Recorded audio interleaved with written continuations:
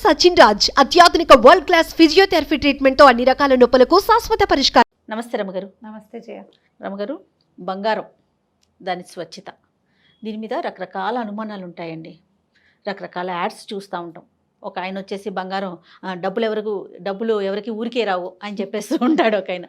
ఇంకొక ఆయన వచ్చేసి మంచి మంచి సెలబ్రిటీసే, సో నమ్మకం చాలా ముఖ్యమని ఇంకొకరు చెప్తూ ఉంటారు. వీటన్నిటిని చూస్తూ ఉంటాం. ఎక్కడికి వెళ్ళాలో ఒక చిన్న కన్ఫ్యూజన్. ఎక్కడి నుంచి తెచ్చుకున్నా పక్కన వాళ్ళు ఏదో చెప్తూ ఉంటారండి. అయ్యో మీరు ఆ షాప్లోకి వెళ్ళారా, ఇక్కడైతే అసలు చాలా ప్యూరిటీ ఉంటుందండి అంటారు.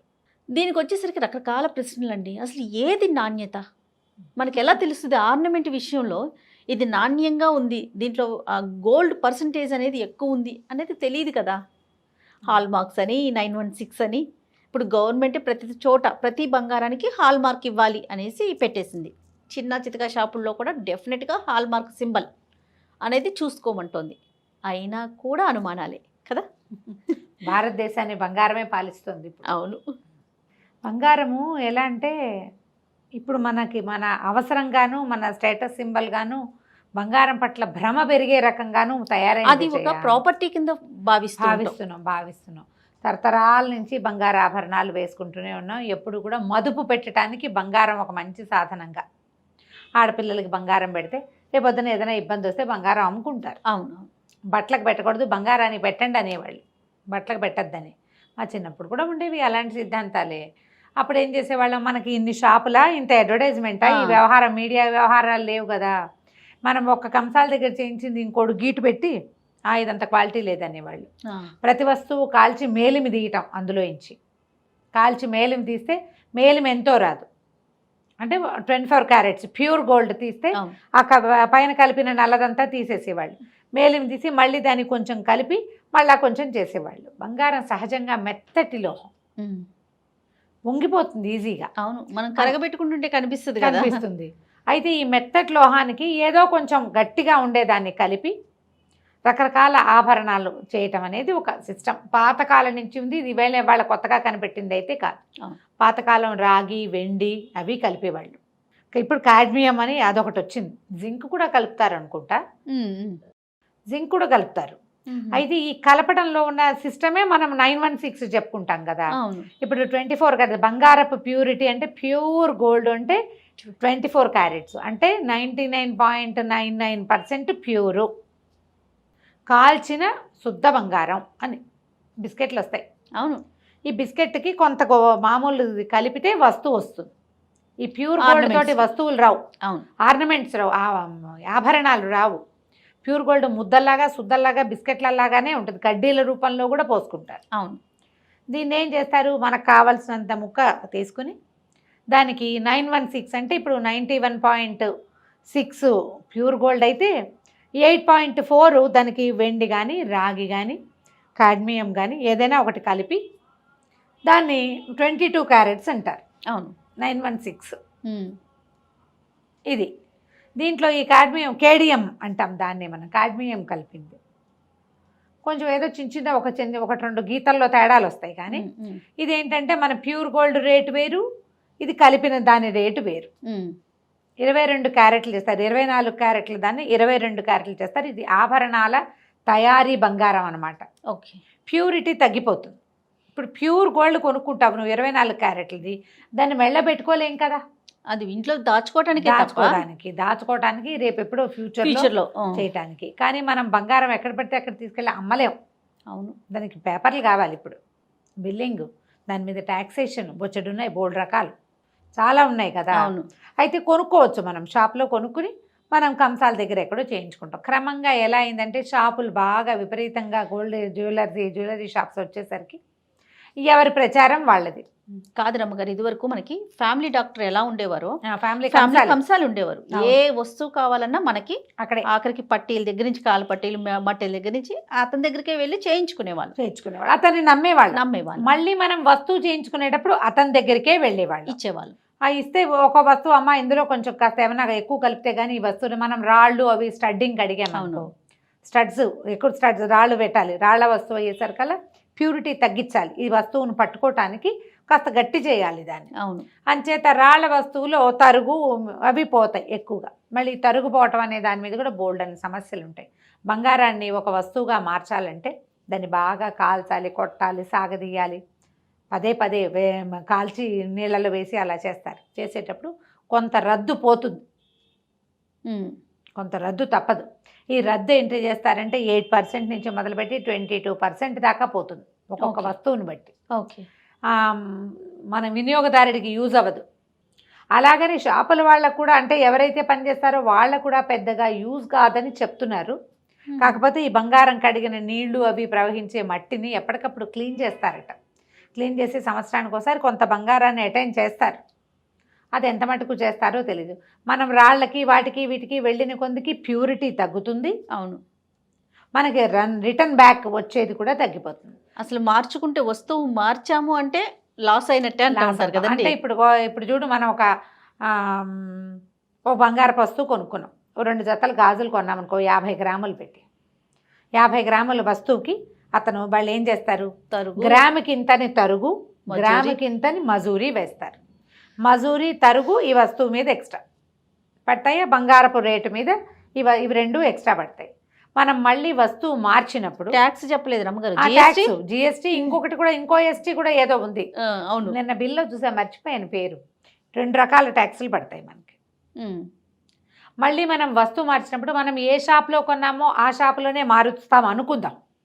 అప్పుడు వాళ్ళు వెయిట్ టు వెయిట్ ఇస్తారు. 50 గ్రాముల వస్తువుకి నువ్వు ఇంకో 50 గ్రాముల వస్తువు తీసుకోవచ్చు, కానీ మళ్ళీ తరుగు, మజూరీ, ట్యాక్సు యథావిధిగా ఎక్స్ట్రానే. అంతే. 50 గ్రాములు గాజులు మార్చి నేను అవి ఏవి ఇవ్వను అంటే నీకు 46 గ్రాముల వస్తువే వస్తుంది. అవును. 50 గ్రాములు కావాలంటే మళ్ళీ ఈ పైన ఏవైతే ఈ పర్కలు పెట్టావో ఆ ప్యాక్స్ అన్నీ మనం ఇవ్వాల్సి వస్తుంది.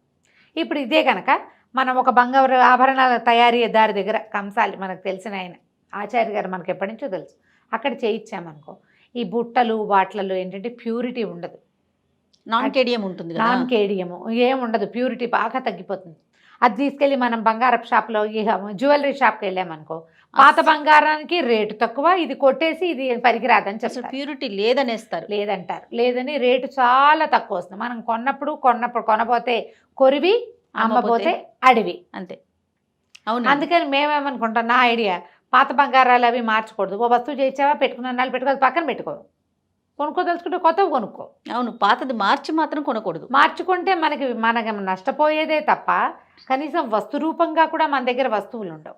అవును. లేదా ఈ పై అమౌంట్ అయితే అయ్యిందిలే అని ఎక్కడ కొనుక్కున్నామో అక్కడ ఈ షాప్లో కొని ఇంకో షాప్లో మారుద్దామంటే వాళ్ళ ప్యూరిటీ వీళ్ళ ప్యూరిటీ ఒకటి కాదు. మెషిన్లు ఉన్నాయని చెప్తారు, మెషిన్ ఉంది, ప్యూరిటీ చెక్ చేసి క్యారెట్ని టెస్ట్ చేస్తుంది అని. ఆ మెషిన్ కూడా ట్యాంపర్ చేయొచ్చు అని ఈ మధ్య తెలుసుకున్నాం. మెషిన్ కూడా ట్యాంపర్ చేయొచ్చు. మనం 22 క్యారెట్స్ వీళ్ళ షాప్లో మెషిన్ చూపిస్తుంది, ఇంకో షాప్లోకి వెళ్తే 21.1 చూపిస్తుంది. Okay okay. మనం ఏ మెషిన్ని నమ్మాలి? అవును, అది కదా. అక్కడి నుంచి ఆచారి ఆయన మార్చకూడదు, మనం ఎప్పుడు అక్కడే చేయించుకుంటూ ఉంటే. పెద్ద షాపుల్లో చిన్న చితక పనులు చేసి పెట్టరు అమ్మగారు. ఏదైనా హుక్ ఇరిగిపోయినా లేకపోతే ఒక స్టోన్ ఊడిపోయినా చేయమంటారు. మళ్ళీ అక్కడికి వెళ్ళినప్పుడు ఏం చేస్తాం, టెంప్ట్ అయ్యి కొత్త వస్తువులోకి వెళ్ళిపోతూ ఉంటాం. మీరు అన్నట్లు ఆచార్యుల్ని నమ్ముకుని అలా వెళ్ళాల్సిందే. ఒక ఆచార్యని ఖచ్చితంగా ఉంచుకోవాలి. చిన్న పొన్న రిపేర్లు, చెవులు కుట్టటాలు, ముక్కు కుట్టించుకోవటాలు, ఏదైనా ఊడిపోతే పెట్టించుకోవటాలు, ఏదైనా సన్న తీగలతోటి చిన్న చిన్న డిజైన్లు చేయించుకోవటాలు నేను చూశాను జయ. ఇప్పుడు నాకు అనుభవం చెప్తాను నేను నీకు ఇక్కడ. ఇప్పుడు మనకి చిన్న చిన్న కాడలతోటి పూసలు చుట్టి వేస్తారా చెవికి, ఇప్పుడు ఇవి ఉన్నాయి, వీటికి కాదు, కొంచెం ఒక స్టడ్ ఉండి కింద ఒక 3 పూసలు పెట్టుకోవాలనుకుందాం, మనమే అనుకుంటాం, ఒక ముత్యం చుట్టించుకోవాలనుకుంటాం. అవును. మనం బంగారపు షాప్కి వెళ్ళే, జ్యువెలరీ షాప్కి వెళ్తే ఒక బంగారానికి ఒక హుక్ పెట్టి ఒక చిన్నగా ఒక రింగు కిందకు ఒక ముత్యం వేళ్లాడుతుంటుంది, డ్రాప్స్, టియర్ డ్రాప్స్. అక్కడ నేను కొంటే నాకు ఒక 6,500 అయింది ఆ ముత్యం డ్రాప్. ఓకే. ముత్యాల డ్రాప్స్ 6,500 అయినాయి. ప్యూరిటీ ఏమో అది తెలీదు. నేను విడిగా చేస్తే నాకు 3,600లోనే అయిపోయింది. చూడండి ఎంత. అవే ముత్యాలు తీగ చేసి తీగకు వేసేసారు. ఎందుకంటే ప్రతిదానికి మేకింగు, ఆ జిఎస్టీ, ఇంకో ఎస్టీ. అవును అవును కదా. అందుకని ఆచార్యని కూడా ఉంచుకోవాలి. అంతే. ఆచార్య దగ్గరికే వెళ్ళండి అని నేను షాపులను డిగ్రేడ్ చేయటల్లా. ఎందుకంటే వాళ్ళ దగ్గర మంచి మంచి ఫ్యాషనబుల్ డిజైన్లు డిజైన్స్ ఉంటాయి, మనకి ఉంటాయి. మనం అది కావాలనిపిస్తుంది మనకి. నేను తరచుగా జిఆర్టీలో చాలా మందికి కనపడుతూ ఉంటాను. నేను ఎవరో ఒకరితో పోతుంటాను, సొంతానికి కొనకపోయినా చూడడానికి వెళ్తాను కదా, సెలక్షన్కి వెళ్తాను, జ్యువెలర్స్కి వెళ్తూ ఉంటాం, ఏవో షాపుల్లో కనిపిస్తాం.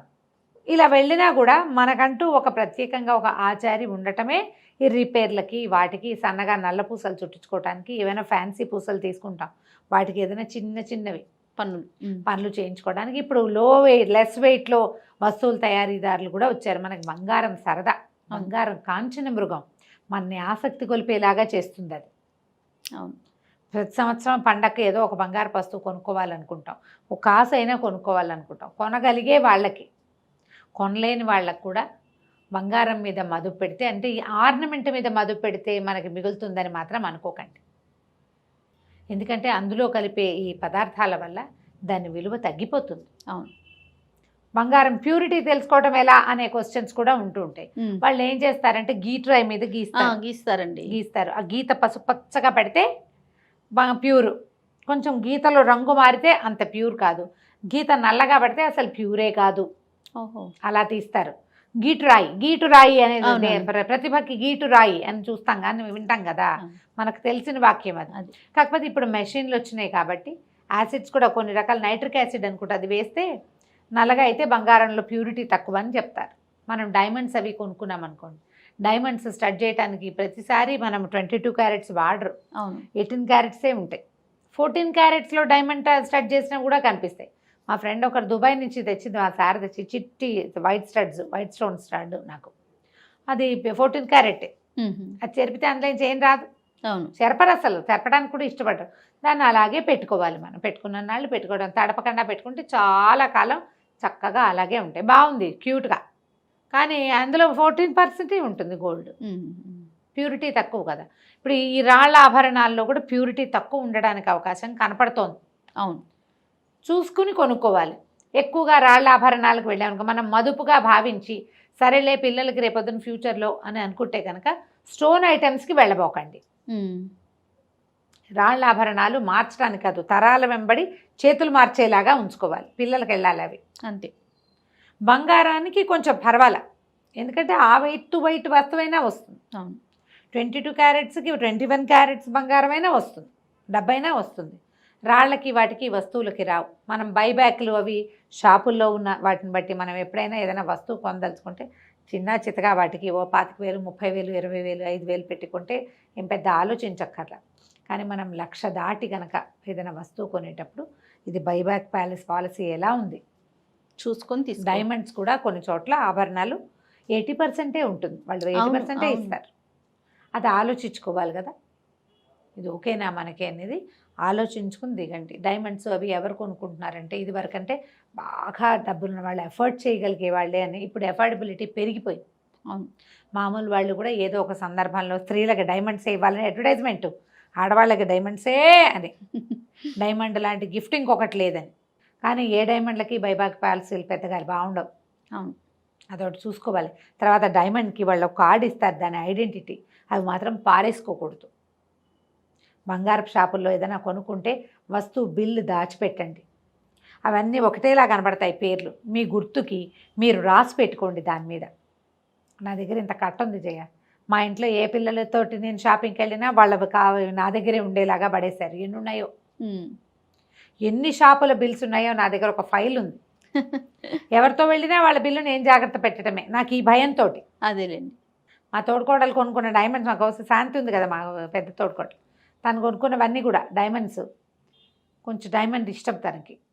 ఆ కార్డ్స్ కూడా నా దగ్గరే ఉంటాయి, నేను దాచిపెడతా వాటిని, అనుమానం లేకుండా ఉంటుందని.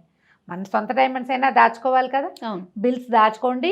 దాని మీద ఆ వస్తువు ఏం వస్తువు కొన్నారో వెనకాల రాసి పెట్టుకోండి, మీకు కన్ఫ్యూషన్ లేకుండా ఉంటుంది. ప్యూరిటీ ఎప్పుడు కూడా అందని మాని పండు, అంతే. అది తెలుసుకోవాలి మనం. ఫలానా ఒక షాప్ పెట్టుకుని ఒక ఆచార్యని పెట్టుకుని అక్కడే కొనుక్కుంటూ ఉంటే పెద్ద పెద్ద వస్తువులు చేయించేటప్పుడు కూడా దీంట్లో ఎన్ని రాళ్ళు ఉన్నాయి, రాళ్ళకి రేట్ ఎంత, బంగారానికి రేట్ ఎంత, ఇది అది కలిపి తూచారా, విడివిడిగా తూస్తున్నారా, ఆ రాళ్ళ వెయిటు ఈ బంగారం వెయిటు లెస్ అయిందా లేదా.